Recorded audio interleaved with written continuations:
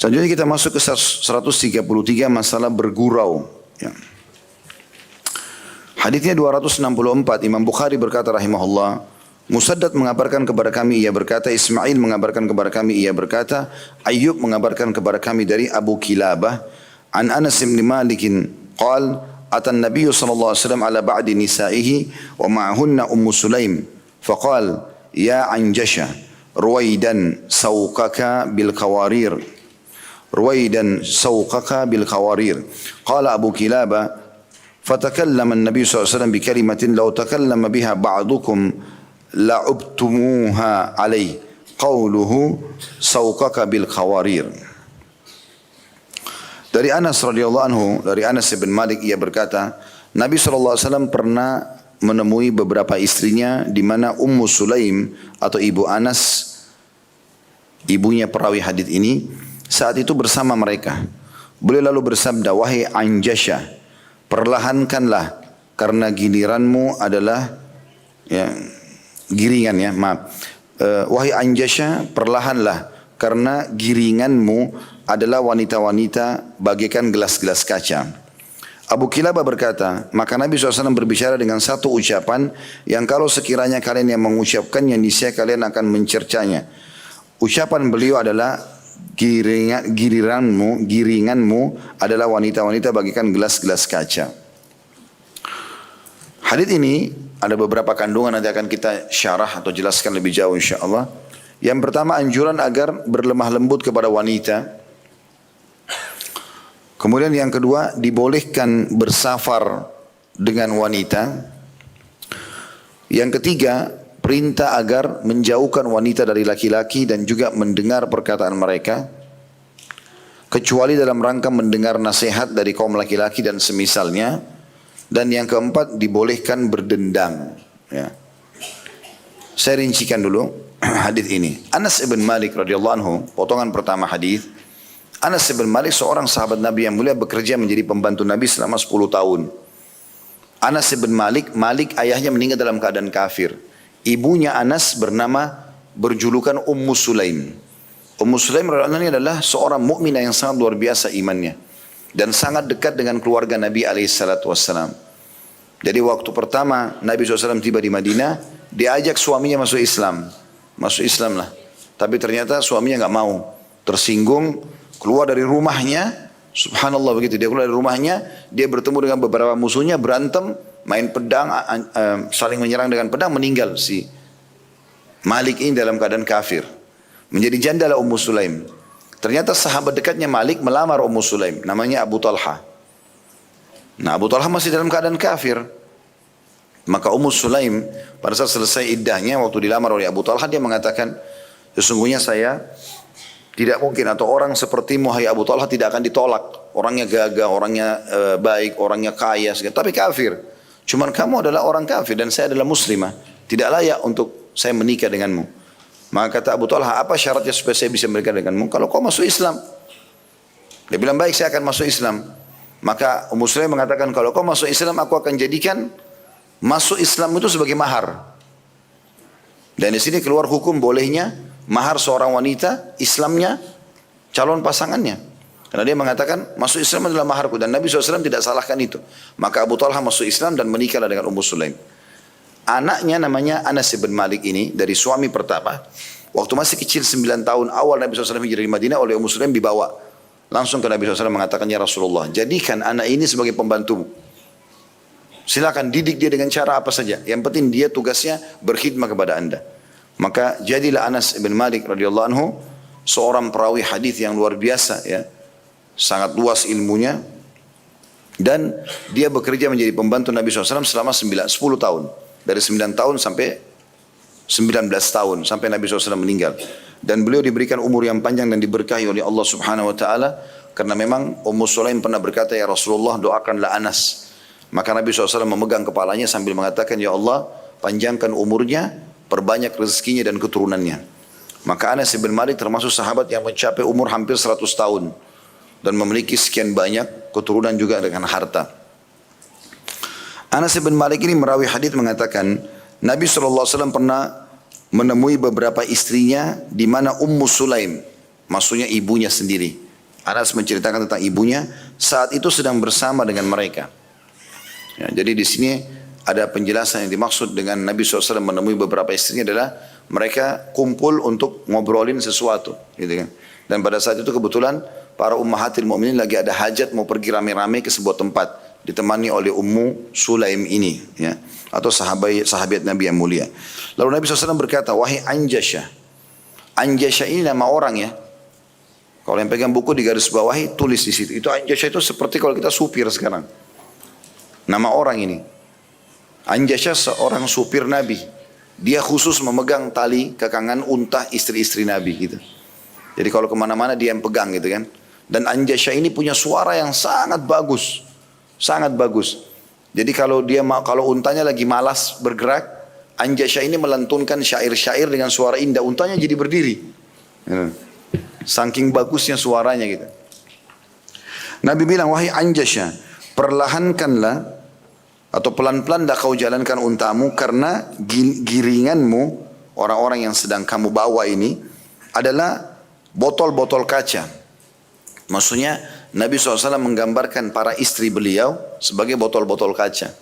Jadi kita tahu botol kaca itu kalau selalu dibersihkan, dilap, jadi mengkilat. Kalau dia jatuh bisa pecah, gitu kan? Dan kalau sudah pecah sulit, ditempel-tempel pun jadi masalah. Ya. Maka Nabi SAW menggambarkan para ummahatil mukminin dengan botol-botol kaca. Jadi di sini sebenarnya seakan-akan Nabi tanda kutip bergurau dengan Anjasyah. Wahai Anjasyah, hati-hati. Ini yang istri-istriku yang sedang kau bawa ini botol-botol kacaku ya. Seperti itu bahasanya. Dan di sini ada sebabnya kenapa Nabi SAW ucapkan itu. Ada riwayat lain menjelaskan, Anjasyah tadi saya bilang suaranya sangat indah. Jadi pada saat dia mau unta itu berjalan, berdiri, maka dia melantunkan syair yang indah. Nah pada saat dia berdirikan unta itu, dia mulai melantunkan dengan suara yang indah syair-syair. Dan ternyata unta itu saking senangnya mendengar suara Anjasyah, dia menggoyang-goyangkan kepalanya. Sehingga membuat unta itu goyang, sementara ada ummahatil mukminin di atas. Di atas unta itu ada geranda yang mereka bisa duduk gitu kan. Maka dengan suara Anjasyah, untanya goyang-goyang karena mendengarkan itu, maka hampir jatuh, goyang gitu kan. Makanya itu sebabnya Nabi mengatakan hati-hati dengan botol-botol kacaku ini. Jadi jangan sampai jatuh pecah nih, gitu kan. Seperti itulah. Ini kita masih syarah secara umum ya. Nanti kita akan ambil pelajaran dari hadis. Supaya difahami apa makna dari tadi wahai Anjasyah, perlahankanlah, maksudnya pelan-pelankan untamu dan hati-hati juga pada saat kau lantunkan syairmu karena giringanmu yang sedang kamu bawa adalah wanita-wanita bagaikan gelas-gelas kaca. Abu Kilabah berkata, maka Nabi SAW berbicara dengan satu ucapan yang kalau sekiranya kalian yang mengucapkannya niscaya kalian akan mencercanya. Maksudnya adalah itu Nabi loh bilang, kalau ada orang yang bicara sekarang, mungkin orang pikir, masa sih kau bicara begitu? Masa istri harus dibahasakan dengan botol kaca? Ya. Jadi seakan-akan mungkin ada orang menganggap itu aneh. Padahal Nabi sendiri ucapin, ya untuk memberikan gambaran tentang kedudukan para ummahatil mukminin. Ucapan beliau yang dimaksud cerca itu adalah giringan. Maksudnya orang akan menganggap cerca. Nabi SAW tidak menganggap itu cerca tentunya. Giringanmu adalah wanita-wanita bagaikan gelas-gelas kaca. Bisa juga bermakna giringan adalah yang jalan bersamamu Anjasyah ini. Kan biasa orang kalau giring kambing ya. Jadi yang sedang kamu giring yang ikut bersamamu sekarang di belakangmu ini adalah botol-botol kaca. Tapi Nabi SAW di sini bergurau dengan Anjasyah. Ini syarah atau penjelasan secara umum hadis ini. Sekarang kita ambil pelajaran. Pelajaran yang pertama diambil dari hadis ini adalah pertemuan atau Nabi SAW seringnya menemui para ummatil mukminin. Ya. Dan termasuk yang dilakukan oleh Nabi SAW adalah karena beliau berpoligami, maka beliau mengelilingi para ummahatil mukminin di siang hari tanpa ada biologis dan nanti beliau tinggal di malam hari di malam istri yang punya giliran. Dan ini menandakan Nabi SAW menemui mereka. Ya. Bisa bermakna lain adalah Nabi SAW sedang diminta oleh ummahatil mukminin untuk melakukan atau mereka mau pergi ke sebuah tempat, lalu Nabi SAW siapkan fasilitas, yaitu tadi unta dengan ada Anjasyah, orang yang akan membawa para ummahatil mukminin ke tempat tujuan mereka. Ya seperti mungkin sekarang kalau para istri minta tolong untuk diantar ke sebuah tempat misalnya. Itu yang pertama. Jadi Nabi SAW menemui para ummahatil mu'minin termasuk di siang hari dan biasanya di malam hari baru beliau nginap di wanita atau istri yang punya hak mabitnya atau nginapnya. Yang kedua, bolehnya orang menggunakan jasa supir. Ya. Anjasya adalah supir. Gitu kan. Dia yang membawa unta itu. Tetapi di sini anjuran para ulama adalah supir itu tidak berduaan saja. Ya. Kalau dia bisa ada sama orang yang ketiga, jauh lebih aman secara fitnah ya. Karena kalau seorang wanita masih muda, berdua saya sama supirnya masih muda, ya dikhawatirkan ada apa-apa, gitu kan. Mungkin awalnya tidak, tapi lama kelamaan bisa saja. Mungkin orang mengatakan, nggak mungkin sama supir. Itu bisa saja, syaitan bisa melakukan apa saja, gitu kan.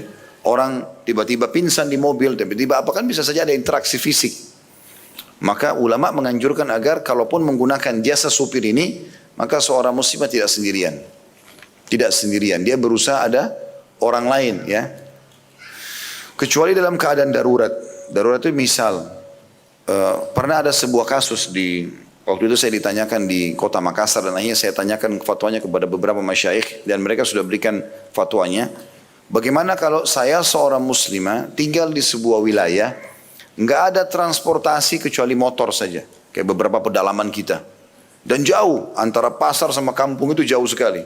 Harus keluar jauh. Tidak ada transportasi lain. Nggak ada kuda, nggak ada yang lain. Pokoknya hanya ada motor. Dan itu kebanyakan orang punya jasa motor itu. Ya. Dia ojekin orang. Maka semuanya laki-laki. Dan itu lalang orang ramai sekali motor. Sekarang saya seorang muslimah sendirian. Janda, suami saya meninggal. Saya punya anak-anak, saya harus pergi. Kalau saya tidak pergi belanja ke pasar, siapa yang mau beliin saya nggak bisa. Atau kadang-kadang harus mengantar anak sekolah dan segala macam hal. Maka bagaimana keadaannya kalau dibonceng naik motor? Boleh atau tidak gitu? Maka fatwa para ulama, kalau seandainya betul-betul mereka harus seperti itu, tidak ada lagi jalan lain. Karena kalau tidak akan berputar roda kehidupan. Dan umum orang banyak melihatnya, bukan berdua-duaan misalnya saja, tapi karena banyak motor yang lain, transportasi yang lain, maka itu masih dibolehkan. Ya dalam keadaan darurat ya. Intinya teman-teman sekalian, para muslimah harus berusaha menjauhkan diri dari fitnah. Karena wanita lemah, bisa saja terpengaruh dan melakukan kemaksiatan tanpa dia sadari nantinya. Maka kasus Anjasya adalah seseorang yang bisa dipakai jasanya untuk mengantar ya. Sama juga dalam keadaan darurat seperti kasusnya Aisyah radhiyallahu anha ummul mukminin pada saat beliau tertinggal dari pasukan perang kan gitu. Kemudian beliau naik di untanya Safwan. Dan akhirnya tersebarlah fitnah perzinahan yang tidak benar gitu kan. Yang Allah tolong dari langit. Tapi kasus di sini Aisyah ada di padang pasir sendirian dan ada seorang muslim melihat itu. Tidak mungkin dia biarkan di situ. Maka dia dengan santun mendekatkan untanya lalu membawa Aisyah ke pasukan gitu kan. Itu dalam keadaan seperti itu. Ada hal-hal darurat gitu kan. Maka ini mungkin hal-hal yang berbeda dengan kasus. Tapi kalau hanya untuk jalan-jalan, apalagi keluar kota, safar, hanya berdua dengan supir, ini dilarang tentunya ya. Dan setiap muslimah harus memahami teman-teman sekalian, terutama ibu-ibu dan akhwat kita, setiap ada hukum syar'i yang membatasi gerak-gerik ya ibu, maka ibu harus tahu untuk demi kebaikan. Seperti tidak boleh nikah kecuali adanya wali, ya. Tidak boleh keluar kecuali dengan izin suami, kalau tidak ada suami orang tua. Tidak boleh safar kecuali ada mahramnya. Semua ini maslahat. Maslahat, bukan pengekangan, tapi justru kebaikan. Karena kalau nikah ada wali, seakan-akan kalau walinya ibu duduk di sebelah atau yang menikahkan, seakan-akan mau bilang sama laki-laki ini saya punya laki-laki loh, di belakang saya akan membela saya kalau ada apa-apa. Gitu loh. Itu fungsi wali. Makanya Nabi SAW tidak membolehkan wanita menikah tanpa izin walinya. Gitu kan? Kalau safar ada laki-laki bersama dia, ada mahramnya, dia lebih aman. Lebih aman. Laki-laki itu subhanallah, biar ibu jalan bawa anak kecil asal laki-laki, orang kalau mau berbuat jahat dia mesti punya perasaan takut, khawatir. Jadi itu semua demi untuk kebaikan, maslahat, gitu kan. Jadi jangan dinilai negatif tentunya. Kemudian selanjutnya yang ketiga yang diambil pelajaran adalah perkataan santun Nabi SAW untuk memberikan nilai yang tinggi kepada para istri. Sambil membahasakan botol-botol kaca. Ini kalimat santun dan kalimat pujian yang luar biasa gitu. Nah ini yang banyak terjadi teman-teman sekalian dalam rumah tangga. Saya tidak tahu masalahnya apa. Banyak orang susah sekali muji pasangannya. Baik itu suami muji istrinya atau istri muji suaminya. Apa susahnya memuji? Salah satu yang membuat hubungan baik dalam rumah tangga, royal dalam memuji. Puji semuanya, puji saja. Itu kan? Bahkan dalam Islam, dalam memuji pasangan, boleh berbohong. Ya. Saya belum pernah lihat laki-laki setampan kau. Bohong. Bohong. Saya belum pernah lihat, saya tidak pernah suka perempuan cintai seperti kamu. Mungkin dia pernah cintai orang lain, tapi dia bahasakan itu. Dalam pujian, masakannya nggak enak, enak nggak? Enak sekali. Suaminya pulang, badannya bau, tapi tiba-tiba mau biologis. Dia mau jaga perasaan suaminya. Masya Allah, belum mandi aja sudah ganteng. Kalau udah mandi pasti lebih ganteng gitu kan. Maka dia pergi kamar mandi sendiri. Tapi sebenarnya tadi waktu belum mandi nggak ganteng gitu. Cuma dia puji misalnya. Maka hal seperti itu mungkin ya. Walaupun bangun tidur cantik kelihatan, padahal berantakannya luar biasa. Dan seterusnya. Maka memuji ini dalam agama Islam, kalau yang dibolehkan dalam syariat boleh. Kita nggak boleh puji umum ya. Puji-pujian umum misalnya, terutama dalam ibadah orang lain nggak boleh. Misalnya ada orang sholatnya bagus. Oh kamu tadi sholat itu khusyuk ya. Ini nggak boleh. Nabi SAW bahkan menyuruh meletakkan debu pasir di atas orang yang suka memuji seperti ini. Nggak boleh. Tetapi pujian dalam arti kata interaksi duniawi ya, antara pasangan suami istri, antara orang tua dengan anak, teman sama temannya, tidak ada masalah. Nikmat-nikmat yang Allah berikan gitu kan. Kau baik sekali ya. Saya belum pernah lihat kebaikan seperti ini misalnya. Benar atau tidak, pujian itu adalah hal yang dibolehkan. Maksudnya dalam arti kata, dia bilang sama pasangannya misalnya. Karena memang mungkin dia rasa ini, dia berharap pelayanan ini terus akan berjalan dalam hidupnya. Misal contoh. Maka ini hal yang mendasar yang harus difahami. Makanya Nabi SAW memuji ini. Bahkan Nabi SAW melihat Aisyah radhiyallahu anha dengan pipi yang kemerah-merahan dan kulit putih, boleh panggil dengan Humairah. Artinya wahai wanita yang memiliki pipi yang merah, gitu kan. Memujinya dan mengucapkan kalimat-kalimat yang baik. Jadi memuji ini adalah sesuatu yang boleh dalam Islam, bahkan dianjurkan, gitu kan. Tetapi memuji dalam arti kata tadi sini untuk pasangan suami istri, orang tua pada anak, dan sebatas memang bukan urusan ibadah. Nggak boleh kita puji ibadah ya. Jadi tidak boleh misalnya istri atau suami rajin sekali sholat malam. Oh kamu sholat malammu rajin sekali ya. Gini. Jangan, tidak boleh puji begitu. Karena puji dalam ibadah dilarang dalam Islam. Tetapi urusan duniawi, ya interaksi dia, pelayanan dia, penampilan dia, puji saja. Royal dalam pujian, itu dibolehkan. Di dalam syariat Islam, maka itu akan membuat lebih semangat lagi pasangan kita untuk melayaninya. Itu yang dimaksudkan di sini. Jadi Nabi SAW membahasakan bahkan di depan orang. Gitu kan. Anjasya mendengarkan, Abu Kilabah mendengarkan. Bahkan waktu itu Anjasya akan membawa para ummahatil mu'minin jalan. Berarti orang banyak mendengarkan. Nabi SAW membahasakan kalau istri-istri adalah botol-botol kaca. Bahkan pada saat itu Ummu Sulaim pun ada bersama dengan mereka. Padahal bukan istri Nabi, ibunya Anas. Cuma bergabung dengan ummahatil mu'minin, maka Nabi SAW juga membahasakan dengan botol kaca. Gitu. Jadi royal dalam pujian kepada pasangan boleh. Di dalam Islam ya. Selama itu bukan dalam masalah ibadah. Karena kalau ibadah jangan. Ibadah biarkan saja orang beribadah. Kalau teman-teman melakukan ibadah kemudian tidak ada yang puji, berarti Masya Allah orang sekitar kita itu sangat baik. Mereka faham hukum. Tapi kalau sedikit-sedikit dipuji, kamu suka sekali sedekah ya, kamu selalu puasa ya, kamu begini dan begitu. Ini orang aneh, tanda tanya. Pernah ada sahabat Nabi begitu, dia temukan ada orang lain muji-muji ibadahnya orang. Langsung diambil sama dia pasir, ditaruh di kepalanya.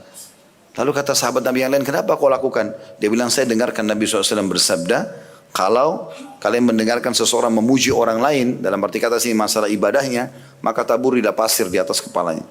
Supaya dia berhenti dalam masalah itu. Gitu kan? Juga pernah ada sahabat Nabi yang sholatnya sangat khusyuk dalam sholat, maka pada saat dia sementara sholat ada satu orang yang bilang di depan Nabi SAW, ya Rasulullah, saya suka sekali ibadahnya orang ini. Maka Nabi SAW mengatakan, jangan kau perdengarkan pada dia. Karena kalau kau perdengarkan, maka kau telah membinasakannya. Nanti jadi riak dia. Tadinya ikhlas jadi riak gara-gara dipuji. Gitu kan? Maka jangan puji kalau ibadah. Biarkan aja orang berjalan. Kita pun kalau bergejolak dalam diri kita, syaitan mengingatkan atau membisikkan supaya kita mau dipuji, maka baca, A'udzubillahi minasyaitonirrajim. Ya. Kemudian pelajaran yang terakhir adalah bagaimana Abu Kilabah menggambarkan tentang hikmah daripada hadis ini. Perkataan Nabi SAW, hati-hatilah wahai Anjasyah dengan botol-botol kacak. Adalah bagaimana Nabi SAW bersenda gurau. Dan selama itu hal yang mubah dibolehkan. Islam bukan agama yang kaku. Islam adalah agama yang membolehkan kita bersenda gurau. Bahkan Nabi SAW mengatakan kepada penduduk Madinah tentang Idul Adha dan Idul Fitri. Beliau mengatakan SAW, Allah telah menggantikan hari-hari bersenang kalian, hari raya kalian dengan kedua hari raya ini. Dan pernah ada dua orang budak wanita sedang melantunkan syair di hadapan Aisyah radhiyallahu anha, ya, berdendan seperti yang dikatakan, ya. Kemudian masuklah Abu Bakar lalu marah sambil mengatakan, apakah ada anak-anak panah syaitan di rumah Rasulullah SAW? Maka Nabi SAW mengatakan, biarkan wahai Abu Bakar, karena hari ini adalah hari raya kita, Idul Fitri maksudnya. Dan agar Yahudi mengetahui kalau agama kita ada kelapangan. Ya, jadi bercanda boleh, tapi ada batasannya. Ingat, tidak boleh bercanda atau membuat orang tertawa pada hal yang dusta. Tidak boleh sama sekali. Ini ada ancaman sendiri. Masuk dalam kategori dosa besar. Kalau orang sengaja membuat orang tertawa tapi dusta, bohong. Tidak boleh. Tapi kalau secara alami memang sesuatu yang biasa dan memang benar terjadi, maka itu tidak ada masalah. Maka ada batasan-batasan syar'i yang harus kita ketahui tentunya. Di sini tentu juga ada poinnya. Kalau yang tadi kita sebutkan itu anjuran agar berlemah lembut dengan wanita sudah kita jelaskan, artinya dengan panggilan-panggilan baik segala macam. Dan karena saya sudah pernah bilang kepada bapak-bapak di sini, saya ingatkan kembali, kalau perempuan menggunakan perasaan, maka biasanya memang perasaan ini pekah, ya. Kita berbaur dengan perasaan itu, tapi tentu tidak juga terlalu masuk ke dalam arti kata kita mura'ah dalam bahasa Arabnya. Bagaimana kita mentoleransi tentang masalah perasaan tersebut di beberapa keadaan tentunya, ya. Kemudian juga di sini dikatakan perintah agar menjauhkan wanita dari laki-laki yang bukan mahram, ya. Dan juga mendengar perkataan mereka kalau mereka menyampaikan sesuatu, kecuali dalam rangka mendengar nasihat dari kaum laki-laki dan semisalnya, kayak ibu-ibu hadir di taklim seperti ini misalnya. Tapi kalau hanya interaksi atau ibu-ibu lagi ke pasar, ketemu laki-laki dan harus bertanya, berbicara itu lain. Tapi kalau hanya iseng ngisi waktu sama teman kantor, duduk berdua, pergi makan, siapa ini teman saya, ini nggak boleh dalam Islam. Harus ada batasannya, ya. Dan kalau orang pun mau keluar, maka lebih aman perempuan itu berrame-rame, ya. Sehingga dia jauh lebih aman. Begitu yang dilakukan oleh para ummahatil mu'minin dan Ummu Sulaim, mereka berrame-rame dalam masalah ini.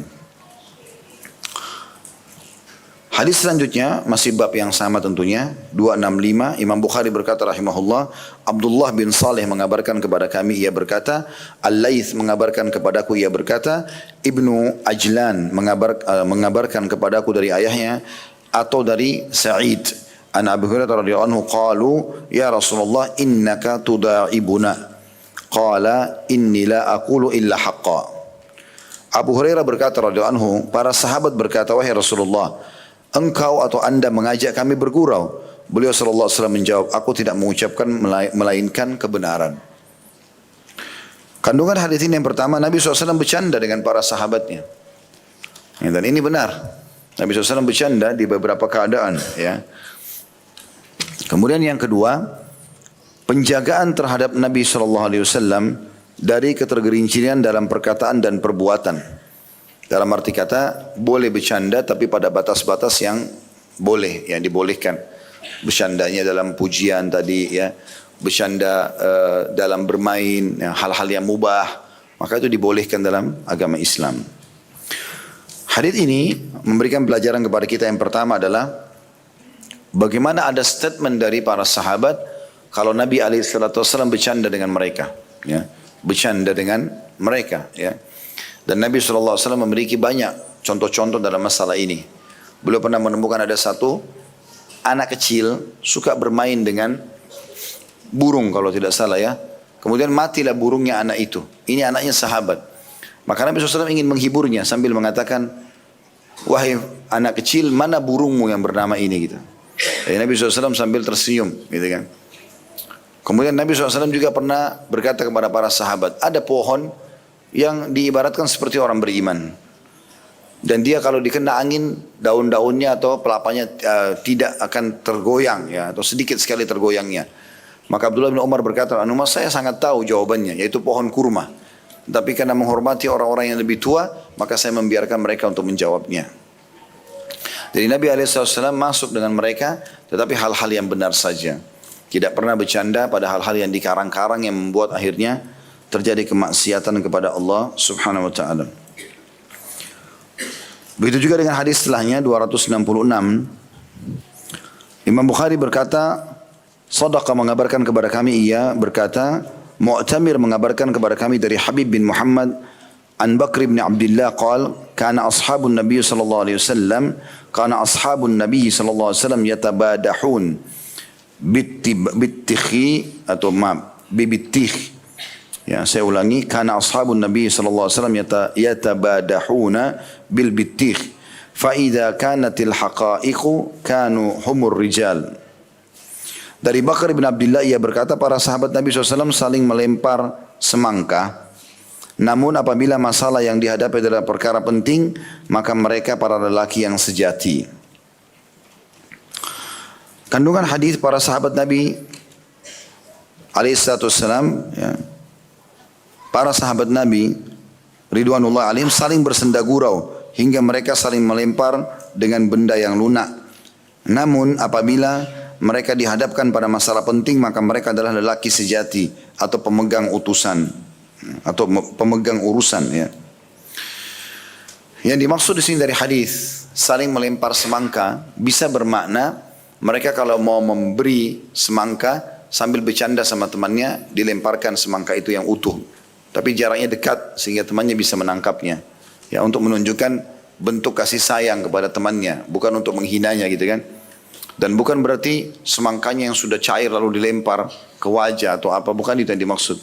Tapi tentu yang masih bisa bermanfaat, dalam arti kata mungkin semangka itu masih utuh, lalu dilemparkanlah kepada temannya untuk temannya pegang, gitu. Hadits ini memberikan pelajaran kepada kita, atau riwayat ini, bagaimana seorang Bakr bin Abdullah menceritakan kalau ashab atau teman-teman Nabi SAW atau para sahabat Nabi, mereka saling bercanda satu sama yang lain. Dan mereka akan serius di masalah memang yang dibutuhkan untuk keseriusan.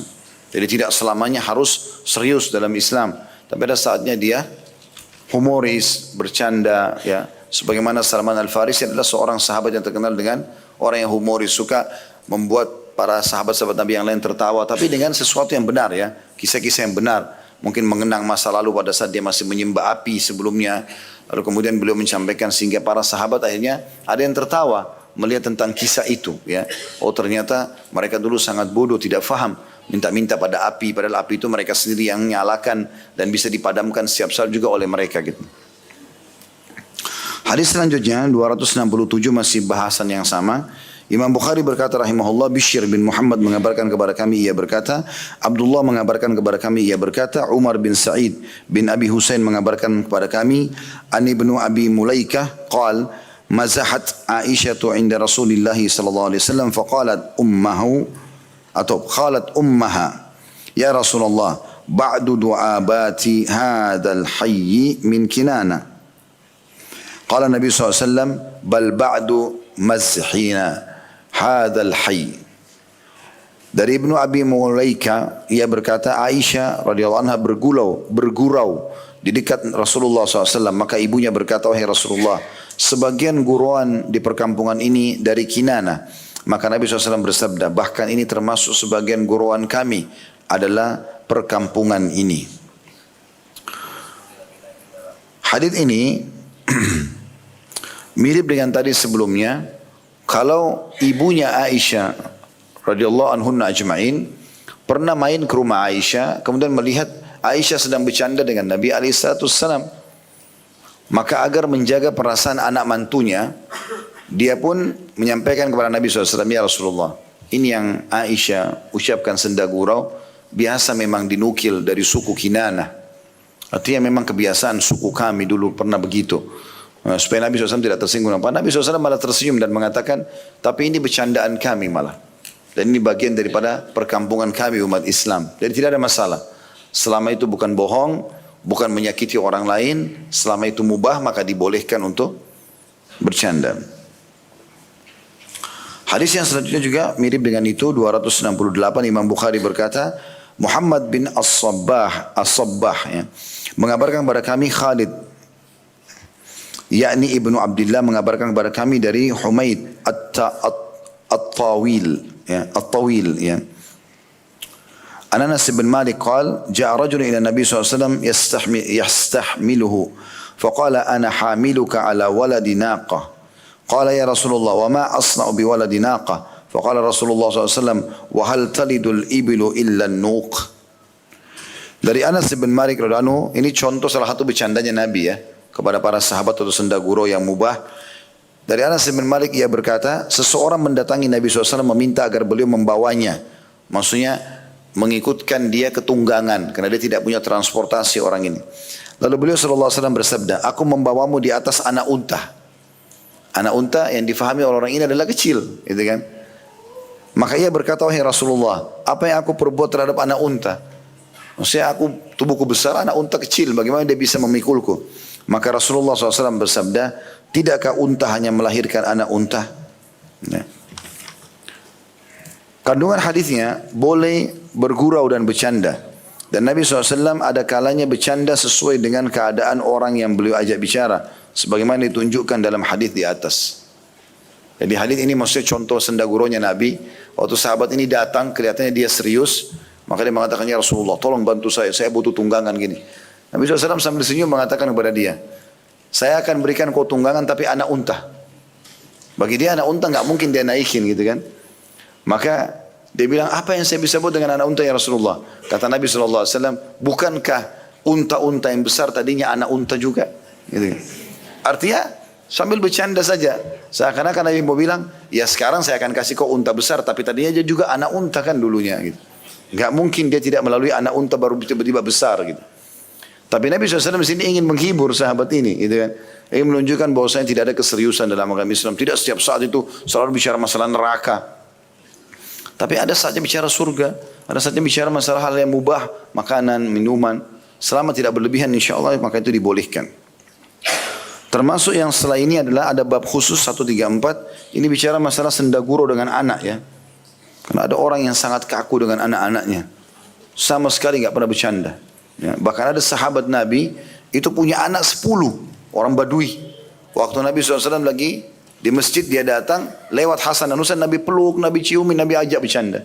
Bahkan Nabi SAW kadang-kadang kalau bercanda dengan Hasan radhiyallahu anhu, itu pernah datang, lalu dia datang ke Nabi SAW, lalu Nabi kasih, pegang kedua tangannya, lalu dibiarkan Hasan itu menginjak dari telapak kaki Nabi, ke tulang kering Nabi, ke lutut Nabi, ke paha Nabi, sampai Nabi tidur dan dia ada di atas dada Nabi. Di depan sahabat semuanya. Ya, menunjukkan kepada mereka bagaimana kasih sayang dengan anak-anak. Maka pernah satu kali lagi jalan Hasan dan Husain lalu dipeluk oleh Nabi SAW dan diciumi. Diajak bercanda gitu. Ada orang ini datang, orang Badui datang. Dia mengatakan, apakah kalian cium anak-anak kalian? Saya punya 10 anak, belum pernah saya cium sama sekali. Gitu.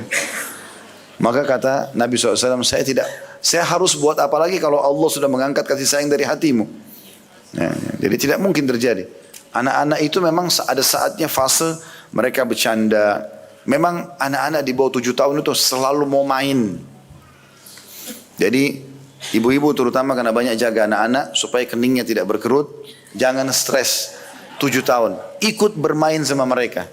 Ya, ada beberapa kerabat kami saya lihat dan saya lihat istri saya juga masya Allah sudah coba melakukan itu.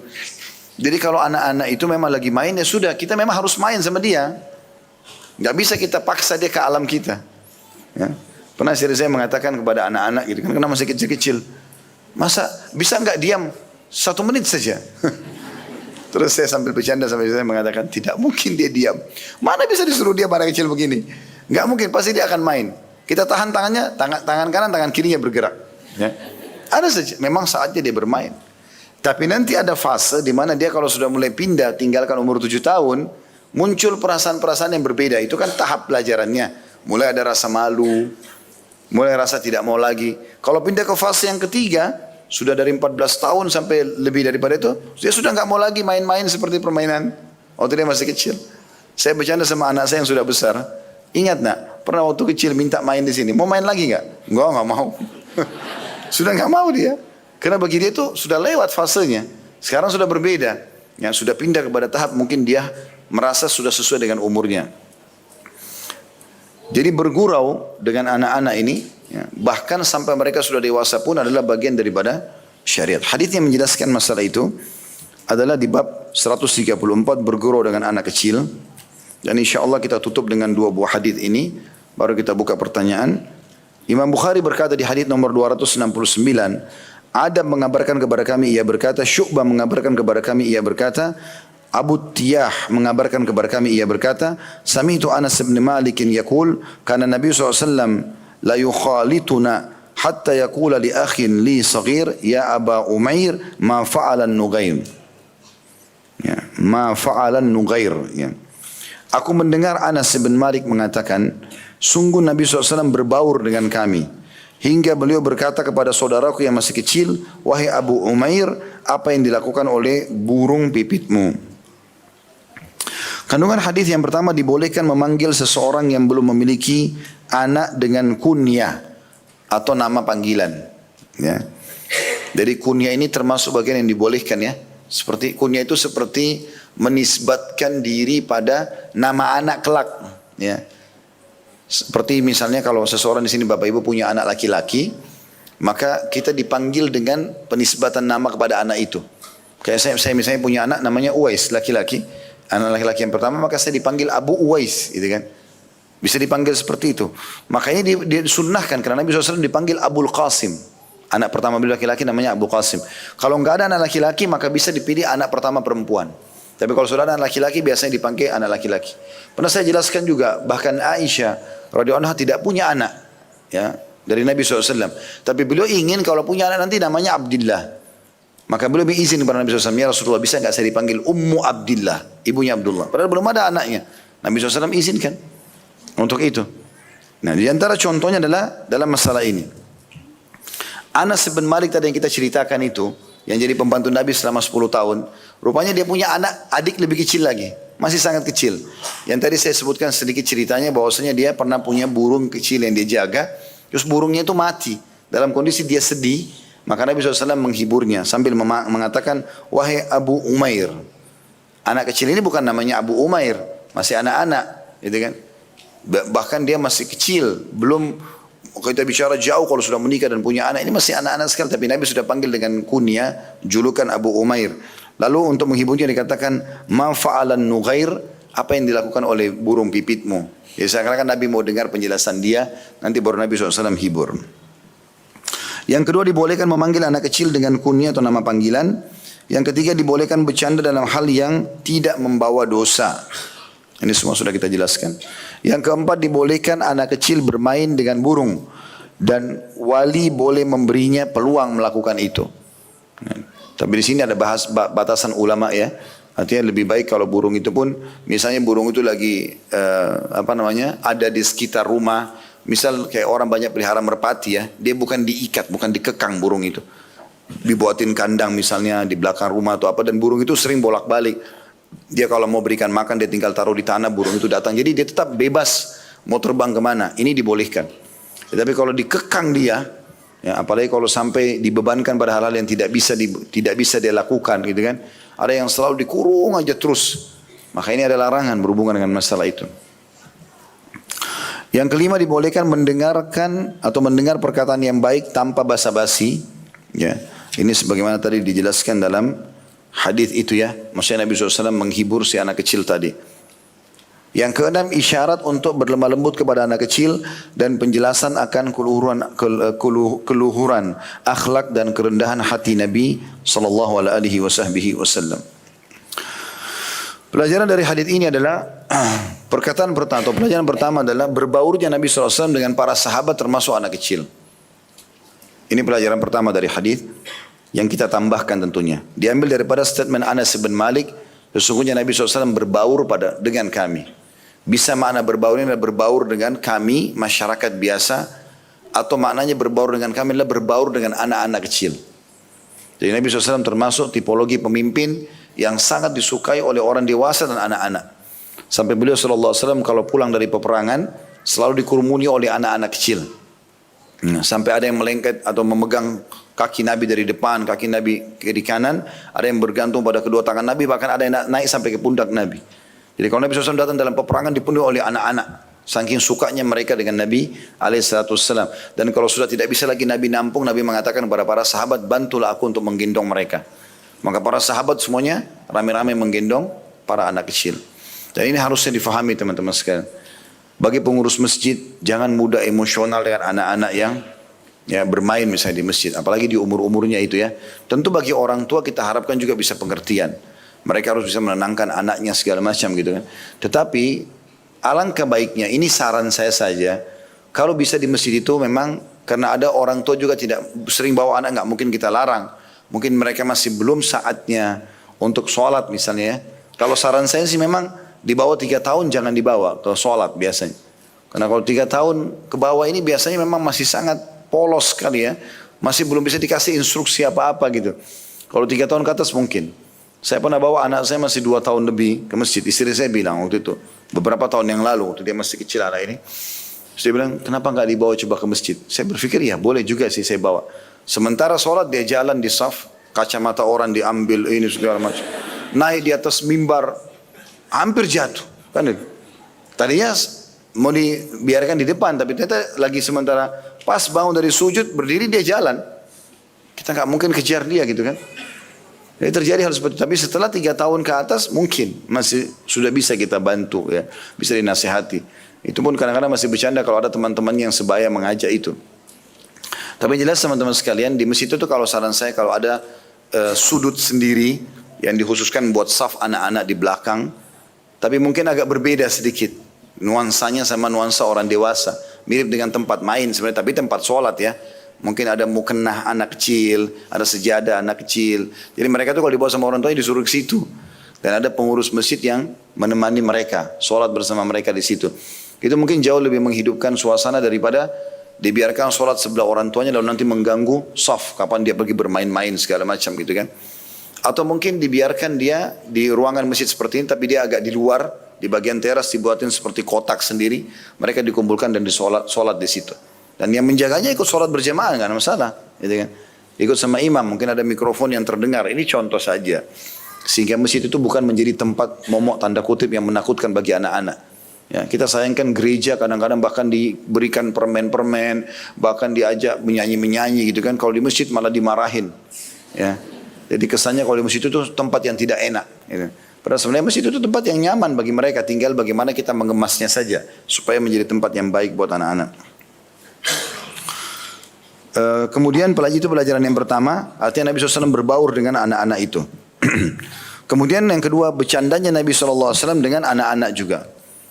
Ya, jadi di sini bab senda gurau, artinya bercanda Nabi SAW dengan anak kecil. Selain sahabat dewasa pun tadi, seperti sahabat dewasa tadi yang dikatakan saya akan pikul kamu di atas anak unta, gitu kan? Kalau bercandanya sama anak-anak ya seperti Nabi SAW menghibur adiknya Anas bin Malik ini yang kebetulan burung kecil yang dia suka bermain dengannya mati gitu. Hadis terakhir nomor 270, Imam Bukhari berkata Ibnu Sallam mengabarkan kepada kami, ia berkata Waqi' mengabarkan kepada kami dari Muawiyah bin Abi Muzarrad ya. Dari ayahnya an Abi Hurairah radhiyallahu anhu akhadha an-nabiy sallallahu alaihi wasallam bi yadi al-Hasan aw al-Husain radhiyallahu anhuma thumma wada'a qadamayhi ala qadamayhi thumma qala taraqqa. Dari Abu Hurairah radhiyallahu anhu bahwasanya Nabi SAW meraih tangan Al-Hasan atau Al-Husain radhiyallahu anhuma, kemudian meletakkan kedua kakinya di atas kedua telapak kaki beliau dan beliau bersabda, naiklah. Ya. Dan ini riwayat tadi yang sudah saya jelaskan bahwasanya bagaimana Nabi SAW bercanda dengan anak-anak itu. Ya, makin kita bisa berbaur dengan anak-anak di alam mereka, maka makin mudah kita untuk memberikan nasihat-nasihat. Saya subhanallah pernah melihat, ini pengalaman saya di rumah gitu. Pada saat anak-anak, saya lagi datang, anak-anak pada ngumpul. Saya coba ajak ngobrol segala macam gitu. Jadi apa saja yang dia ngomong saya dengarin. Misalnya lagi kalau ngobrol 2-3 orang, saya bilang sebentar. Siapa yang duluan bicara? Yang paling tua dulu. Silakan bicara. Sambil saya bercanda sama mereka gitu. Nggak sengaja anak-anak ini waktu sudah hampir semua pernyataan mereka, apa yang mereka tanya saya jawabin segala macam. Terus mereka bilang, abati baik ya. Gitu. Maksudnya saya sebagai ayahnya baik ya. Saya coba renungi kalimat itu. Kenapa mereka menilai baik? Ternyata hanya karena kita menjawab pernyataan dia, kita seperti masuk ke alamnya. Berarti kan ada perasaan dia nyaman dengan orang tua, dan ini sangat positif ya dalam pendidikan anak. Sehingga nanti kita kalau memberikan masukan, mereka terima itu. Dan ini dimulai dengan memenuhi kebutuhan-kebutuhan mereka, termasuk dalam masalah bercanda gitu. Jadi kadang-kadang sering mereka ajak main apapun, mungkin bagi kita orang dewasa, untuk apa saya main mobil-mobilan gitu kan? Untuk apa saya duduk bermain apa, kadang-kadang kertas, ada tulisan apa, kita mungkin berpikir untuk apa sebagai orang yang dewasa. Tapi ternyata itu justru membuat mereka merasa seperti kita berbaur di alamnya, dan akhirnya kita bisa memberikan masukan-masukan yang positif. Allahu a'lam. Baik, ini bahasan kita insyaallah. Baik, mudah-mudahan apa yang kita dapatkan pada hari ini bermanfaat buat kita, dan Allah jadikan sebagai tambahan amal kita pada hari kiamat. Semoga seluruh amal tidak terkecuali yang pernah kita kerjakan, yang sedang kita kerjakan, yang akan kita kerjakan dari amal soleh diterima oleh Allah SWT dengan pahala yang sempurna. Semoga seluruh dosa tidak terkecuali yang pernah kita kerjakan, terutama yang hadir dalam majlis ini, yang mendengarkan dan mengulang-ulanginya, akan diganti oleh Allah Subhanahu wa taala menjadi pahala dengan seizinnya. Dan semoga negara Indonesia menjadi negara yang aman, tentram, damai, seluruh umat Islam di bawah naungan ukhuwah Islamiyah, dan dalam ibadah mereka kembali kepada Al-Quran dan Sunnah. Dan semoga Allah karuniakan kita pemimpin Muslim yang adil, kembali kepada Al-Quran dan Sunnah, yang memakmurkan seluruh masyarakat Indonesia, dan semoga Indonesia menjadi contoh bagi negara-negara yang lain. Dan kita berharap kepada Zat yang Maha Kaya Allah agar melunasi utang negara kita semudah-mudahnya, dan juga siapapun yang menginginkan keburukan bagi negara Indonesia, bagi Islam, bagi Muslimin, Allah kembalikan ganti budaya mereka kepada diri mereka sendiri. Dan semoga Allah menolong saudara kita di Palestina, di Syria, di Yaman, di Irak, di Myanmar, di Ahsa, di Kashmir, di Cina yang sedang tertindas. Semoga Allah ikhlaskan niat mereka, terima para syuhada mereka, mulakan Islam di tangan mereka dan tangan kita semua. Dan semoga Allah ikut sertakan kita bersama mereka di pahala, baik dengan doa, dengan harta, juga dengan jiwa kita. Dan semoga Allah yang Maha Kuasa, yang kita yakin sedang melihat kita karena Dia Maha melihat, mendengar kita karena Dia Maha mendengar, agar menyatukan kita semua di surga Firdausnya tanpa hisab, mana disatukan dalam majlis ilmu yang mulia ini. Kalau benar dari Allah, kalau salah dari saya, mohon dimaafkan. Wassallallahu ala nabiyina Muhammadin walhamdulillahi rabbil alamin. Subhanakallahumma bihamdika asyhadu an la ilaha illa anta astaghfiruka wa atubu ilaik. Wassalamualaikum warahmatullahi wabarakatuh.